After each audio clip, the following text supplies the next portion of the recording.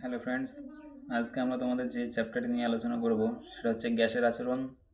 ইতিমধ্যে আমরা কিছু ফিজিক্সের এবং কিছু কেমিস্ট্রি পার্টগুলোর ভিডিও আপলোড করে দিয়েছি। তো দেখো, আজকে গ্যাসের আচরণ চ্যাপ্টারে আমরা কিছু গুরুত্বপূর্ণ প্রশ্ন নিয়ে আলোচনা করছি। তো প্রথম প্রশ্ন, গ্যাসের চাপ কোন যন্ত্রের সাহায্যে মাপা হয়? দ্বিতীয় প্রশ্ন, প্রমাণ বায়ুমণ্ডলীয় চাপ কাকে বলে? তৃতীয় প্রশ্ন, সিজিএস এবং এসআই পদ্ধতিতে চাপের একক লেখো। চতুর্থ প্রশ্ন, সিজিএস এবং এসআই পদ্ধতিতে প্রমাণ বায়ুমণ্ডলীয় চাপের মান লেখো। 5 নম্বর প্রশ্ন, চাপ পরিমাপের বৃহৎ একক ও ক্ষুদ্রতর একক কি? 6 নম্বর, বয়েলের সূত্রের ধ্রুবক রাশি কি কি? 7 নম্বর প্রশ্ন, বয়েলের সূত্রের গাণিতিক রূপটি লেখো। 8 নম্বর প্রশ্ন, বয়েলের সূত্রে পি বনাম ভি লেখচিত্রের প্রকৃতি লেখো। 9 নম্বর প্রশ্ন, বয়েলের সূত্রে পিভি বনাম পি লেখচিত্রের প্রকৃতি লেখো। 10 নম্বর প্রশ্ন দেখো, চার্লসের সূত্রের ধ্রুবক রাশিগুলি কি কি? 11 নম্বর প্রশ্ন, চার্লসের সূত্রের গাণিতিক রূপটি লেখো। 12 নম্বর প্রশ্ন, চার্লসের সূত্রে ভি বনাম টি লেখচিত্রের প্রকৃতি লেখো। 13 নম্বর প্রশ্ন, চার্লসের সূত্রের ভি বনাম টি লেখচিত্রের প্রকৃতি লেখো। 14 নম্বর প্রশ্ন, গ্যাসের আয়তন প্রসারণ গুণাঙ্কের মান কত? 15 নম্বর, গ্যাসের আয়তন প্রসারণ গুণাঙ্কের প্রকৃত মানটা কত? 16 নম্বর, কোন তাপমাত্রাকে পরম শূন্য তাপমাত্রা বা পরম শূন্য উষ্ণতা বলা হয়? 17 নম্বর, স্থির চাপে কোন তাপমাত্রায় কোন আদর্শ গ্যাসের আয়তন শূন্য হবে? 18 নম্বর প্রশ্ন, কেলভিন স্কেল ও সেলসিয়াস স্কেলের পাঠের মধ্যে সম্পর্কটি লেখো। 19 নম্বর, 30 ডিগ্রি সেন্টিগ্রেড ও 300 তাপমাত্রার মধ্যে কোনটির মান বেশি? 20 নম্বর প্রশ্ন দেখো, চার্লসের এবং বয়েলের সূত্রের সমন্বয়ক সূত্রে গাণিতিক রূপটি লেখো। 21 নম্বর প্রশ্ন, আদর্শ গ্যাসের অবস্থা যে সমীকরণ সেটি লেখো। 22 নম্বর প্রশ্ন, কোন শর্তে আদর্শ গ্যাসগুলি বাস্তব গ্যাসগুলির মতো আচরণ করে? পরের প্রশ্ন দেখো, 23 নম্বর প্রশ্ন, এসটিপিতে 1 মোল গ্যাসের আয়তন কত? 24 নম্বর প্রশ্ন, 1 মোল যে কোনো গ্যাসে অনুসংখ্যা কত? 25 নম্বর প্রশ্ন, সত্য বা মিথ্যা লেখো, শুষ্ক বায়ু আর্দ্র বায়ু অপেক্ষা ভারী, এটি সত্য নাকি মিথ্যা? 26 নম্বর প্রশ্ন, আদর্শ গ্যাসের অবস্থার সমীকরণটি লেখো। 27 নম্বর প্রশ্ন, সর্বজনীন গ্যাস ধ্রুবক কাকে এবং কেন বলা হয়? 28 নম্বর প্রশ্ন, সিজিএস এবং এসআই পদ্ধতিতে সর্বজনীন গ্যাস ধ্রুবকের মান ও একক লেখো। 29 নম্বর প্রশ্ন দেখো, আর এর মাত্রিয় সংকেত লেখো। 30 নম্বর প্রশ্ন, PV equal to W by M R T এই সমীকরণে এম এবং ডাব্লিউ এর একক কি? 31 নম্বর প্রশ্ন, গ্যাসের অণুগুলির গড় গতিশক্তি ড্যাশ। 32 নম্বর প্রশ্ন, উষ্ণতার কোন স্কেলে তাপমাত্রার মান ঋণাত্মক হয় না? 33 নম্বর প্রশ্ন, গ্যাসের গতীয় তত্ত্বের স্বীকার্যের দুটি ত্রুটির উল্লেখ করো। ত্রুটি উল্লেখ করেন ভ্যান ডের ওয়ালস, এটি কি সত্য নাকি মিথ্যা সেটা লিখতে হবে। তো অ্যান্সারগুলো দেখে নাও, অ্যান্সারগুলো স্ক্রিনশট দিয়ে নেবে এবং পরবর্তীকালে নিজেরা লিখে নেবে। অ্যান্সারগুলো দেখে নাও, আশা করি দেখতে পাচ্ছ। দেখে নাও অ্যান্সারগুলো, প্রত্যেকে স্ক্রিনশট দিয়ে নাও।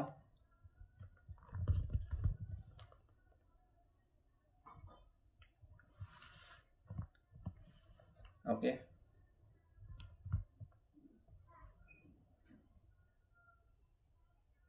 ওকে, এরপরে চলো আমরা কিছু 2 এবং 3 নম্বরের প্রশ্ন নিয়ে আলোচনা করি। প্রথম প্রশ্ন দেখো, বয়েলের সূত্রটি লেখো এবং এর গাণিতিক রূপটি প্রতিষ্ঠা করো। দ্বিতীয় প্রশ্ন, বয়েলের সূত্র অনুসারে আদর্শ গ্যাসের ক্ষেত্রে পিভি এবং পিভিভি লেখচিত্রগুলো অঙ্কন করো, এদের প্রকৃতি লেখো। তৃতীয় প্রশ্ন দেখো, ব্যাখ্যা সহ চার্লসের সূত্রটি বিবৃত করো। 4 নম্বর প্রশ্ন, পরম শূন্য তাপমাত্রা বা উষ্ণতা কাকে বলা হয়? 5 নম্বর প্রশ্ন, চার্লসের সূত্র থেকে পরম শূন্য তাপমাত্রা প্রতিষ্ঠা করো।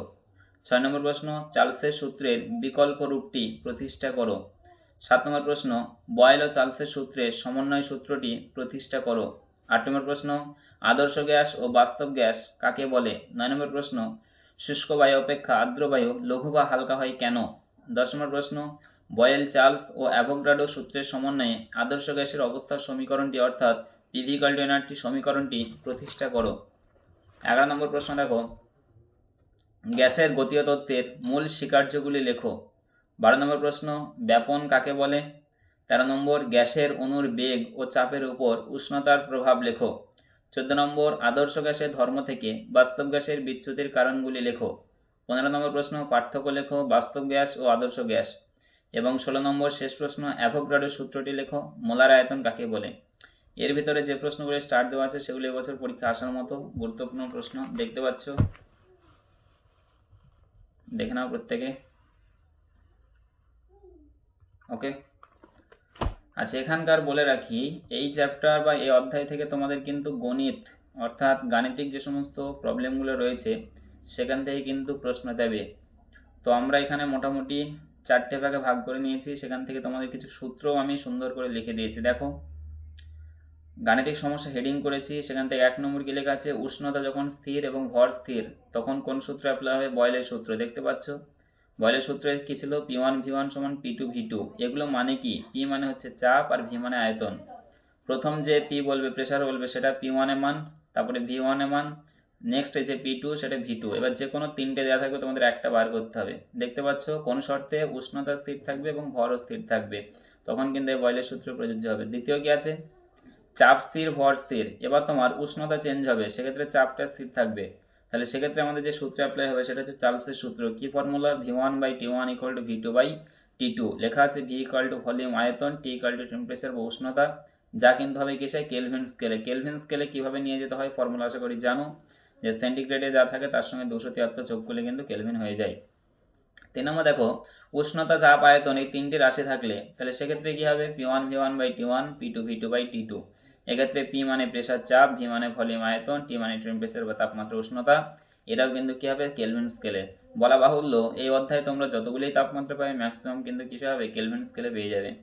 4 নম্বর দেখো কি লেখা আছে, গ্যাসের চাপ আয়তন তাপমাত্রা মোল সংখ্যা এবং আর এর মান যদি দেওয়া থাকে, বা চাপ আয়তন তাপমাত্রা মোলার ভর প্রদত্ত ভর এই সমস্ত জিনিসগুলো যদি দেওয়া থাকে, তাহলে সেক্ষেত্রে যে ফর্মুলা অ্যাপ্লাই হবে সেই অঙ্কে সেটা হচ্ছে P = nRT। n মানে কি জানি W/m। W মানে কি প্রদত্ত ভর, m মানে হচ্ছে মোলার মাস অর্থাৎ মোলার ভর। ওকে, পাশে আমি লিখে দিয়েছি P মানে চাপ, V মানে আয়তন, T মানে তাপমাত্রা যা হবে কেলভিনে, আর মানে মোলার কনস্ট্যান্ট মানে ধ্রুবকের যে মানটা দেওয়া থাকবে ব্র্যাকেটে দেখবা, SI হোক CGS হোক। W = কি আছে, প্রদত্ত ভর, m মানে মোলার ভর বা আণবিক ভর যেটা, n মানে হচ্ছে মোল সংখ্যা। ওকে, আর কি লিখেছি, এককগুলো সবসময় সেম রাখবে, যেটা সিজিএস সেটা সিজিএসই করবে, এসআইতে এসআইতেই করবে। ওকে, কোনোটা হয়তো তোমরা সেন্টিগ্রেড করলে কোনোটা কেলভিন, এরকম না, প্রশ্ন অনুযায়ী সেটা দেখে নেবে, এককগুলো কিন্তু সেম রাখবে। দেখতে পাচ্ছ এই 4টে ফর্মুলাই মোটামুটি এই চ্যাপ্টারে কাজে লাগে অঙ্কের ক্ষেত্রে, অর্থাৎ গাণিতিক সমস্যাগুলো করার ক্ষেত্রে। তোমাদের জন্য আমি কিছু সুবিধার্থে গাণিতিক সমস্যাও লিখে এনেছি। দেখো, এসটিপিতে নির্দিষ্ট ভরে কোনো গ্যাসের আয়তন কত আছে, 52 মিটার কিউব। একই উষ্ণতায় 104 সেন্টিমিটার এইচডি চাপে গ্যাসের আয়তন কত। তাহলে কি বলেছে, নির্দিষ্ট ভরে কোনো গ্যাসের আয়তন বলেছে একই উষ্ণতায়। সেক্ষেত্রে তোমাদের উষ্ণতা কিন্তু কি আছে, স্থির আছে। তাহলে উষ্ণতা যদি স্থির থাকে তাহলে আমাদের কোন সূত্র অ্যাপ্লাই হবে, বয়লের সূত্র। বার করলে হয়ে যাবে আমাদের। এসটিপিতে এত সেমি কিউব আয়তনে কোনো গ্যাস উত্তপ্ত করে উষ্ণতা এত করা হলো, গ্যাসের চাপ অপরিবর্তিত থাকলে, ব্যাস গ্যাসের চাপকে কি রেখেছে, স্থির রেখেছে। তাহলে সেক্ষেত্রে কি হবে, চার্লসের সূত্র অ্যাপ্লাই হবে। এসটিপিতে নির্দিষ্ট করে একটা গ্যাস এত আয়তন অধিকার করে কত চাপে, এত ডিগ্রি সেন্টিগ্রেড। দেখো 3টে এখানে চেঞ্জ হচ্ছে, তার মানে কি সেই P1 V1/T1 = P2 V2/T2 সেই সূত্র অ্যাপ্লাই হবে। পরে দেখো 2 চাপে এত কে উষ্ণতায় এত গ্রাম O2 গ্যাসের আয়তন কত হবে। এক্ষেত্রে আমাদের কি P = nRT ফর্মুলা অ্যাপ্লাই হবে, যেহেতু আর এর ভ্যালু যেখানে দেওয়া থাকবে দেখে নেবে P = nRT। এবার n মানে W/m, সেক্ষেত্রে কোন জায়গায় অ্যাপ্লাই হবে কোন জায়গায় অ্যাপ্লাই হবে না, সেক্ষেত্রে ওটা ডিপেন্ড করবে কার, প্রদত্ত ভর আর মোলার মাসের উপর নির্ভর করে। ঠিক আছে, তো এই 5টা ছিল তোমাদের মোটামুটি প্রত্যেকটা মানে কি বলবো ফর্মুলা থেকে একটা করে উদাহরণ নেওয়া হয়েছে প্র্যাকটিসের জন্য। তো এই ছিল গ্যাসের আচরণ অধ্যায়ের ইম্পর্টেন্ট গুরুত্বপূর্ণ প্রশ্ন। তো তোমরা এগুলো অবশ্যই ভালো করে করে যেও। ওকে, চলো পরবর্তী ভিডিওতে আবার দেখা হচ্ছে, বাই।